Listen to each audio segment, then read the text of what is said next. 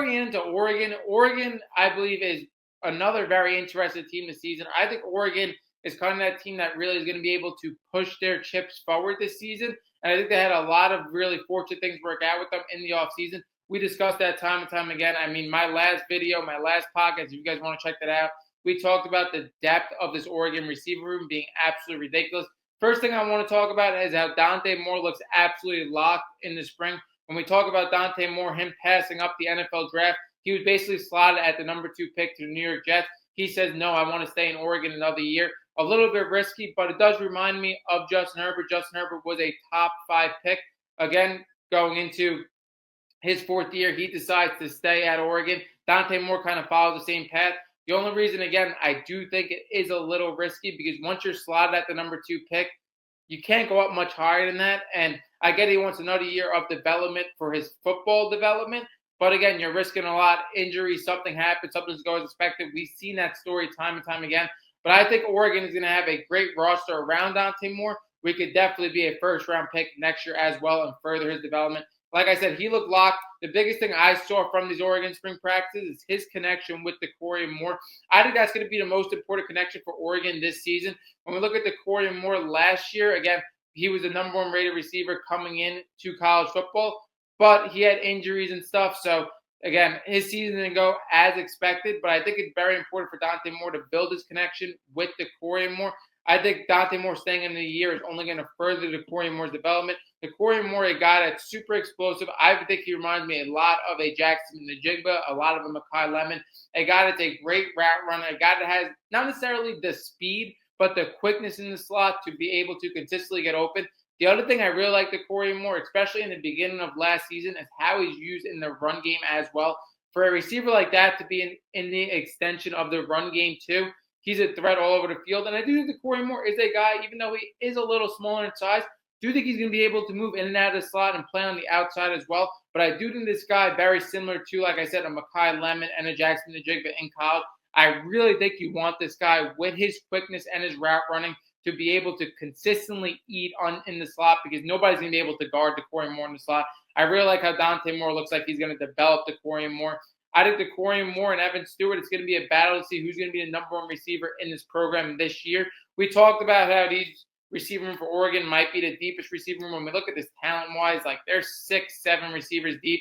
But Evan Stewart, I think is going to be very interesting to see how this year pans out for him. For Evan Stewart going into last year, I thought this guy had top 5 upside.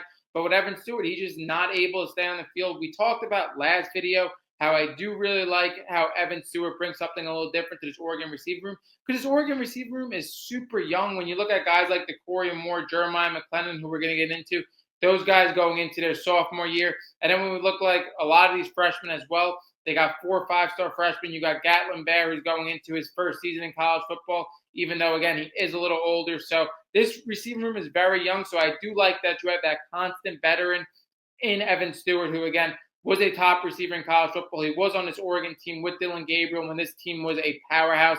So, again, with that experience, I kind of do like what he brings in that room.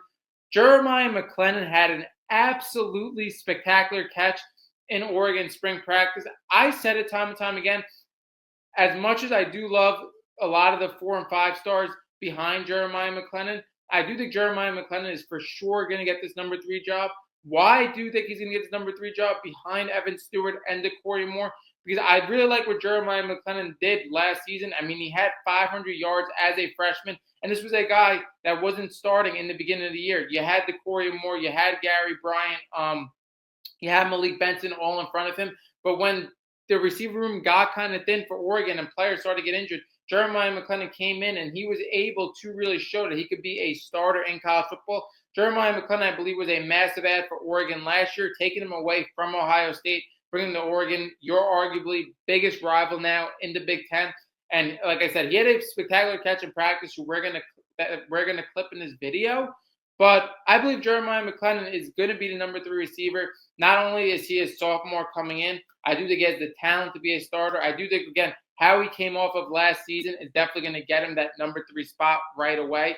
And then also his ability to play on the outside, on the inside, allows these receivers to move around. I think Jeremiah McClellan is definitely going to be the number 3 receiver. And again, I think Jeremiah McClellan is super underrated. Again, when we look at a 4-star top 20 receiver in his class, again, doesn't jump out of you like a 5-star, like a DeCorian Moore or a Gatlin Blair, but I think Jeremiah McClellan really showed when this receiver room got thin that he could be a starting receiver in college football for this Oregon team. And I do think, again, his versatility, being able to play inside and out for Oregon, I think that's going to really what gets him the job as a number 3 receiver. But then again, like I said, with how deep this Oregon receiver room is, you have this spot in the beginning of the season. You got to earn it every single week. Now we're getting into Coy Parrish, Brandon Finney. I believe Dan Lanning is like in heaven right now with these 2 stars they have. I thought Coy Parrish and Brandon Finney both looked really good in his Oregon first practices that I saw. I think they're elite. I think Coy Parrish, again, that ad for Minnesota, I talked about how huge that was. Just because, again, I think Dylan Dieneman is the second best safety in this NFL draft. I thought Dylan Dieneman was arguably the best player on this team last year. That's how good I thought Dylan Dieneman was. And to be able to put in Coy Parrish, who, again, now you could say is a veteran in college football, who was one of the best safeties last year in college football, and you just get to plug and play him as an elite player on this offense from the transfer portal. And with just how much Dan Lanning loves to develop secondary players, we know that's his bread and butter. I think that was absolutely huge. And then Brandon Finney, another guy that's just absolutely falling under the radar to me. Brandon Finney was the MVP of the college football playoff game against Texas Tech last year. He was absolutely shut down. That was one of the best performances of the college football playoff from any player. Brandon Finney was, in my opinion, had one of the best freshman seasons for a secondary that we have seen in recent memory. And I think Dan Lanning is absolutely salivating, knowing that he has 2 more years of Brandon Finney at least on this defense. Brandon Finney, I think, is absolutely going to explode this year, and he could make an argument for the best corner in college football next year. That's how good he is. Now, another thing I do want to go over, Dylan Raiola. We do get our first look at Dylan Raiola in this Oregon uniform. This is going to be a little tough getting into. Now, everybody who knows me knows how much I didn't like Dylan Raiola his first 2 years in college football, just based on all the Mahomes stuff. I believe, again, if you're that elite of a recruit, if you're that elite of a talent, there is absolutely nothing wrong with you trying to model your game after somebody, with you looking up to a quarterback. Nothing wrong with that. But what Dylan Raiola was doing, I mean, from head to toe, he just wanted to look like Patrick Mahomes. He just wanted to be like Patrick Mahomes. I think, again, there's to an extent you got to be your own man.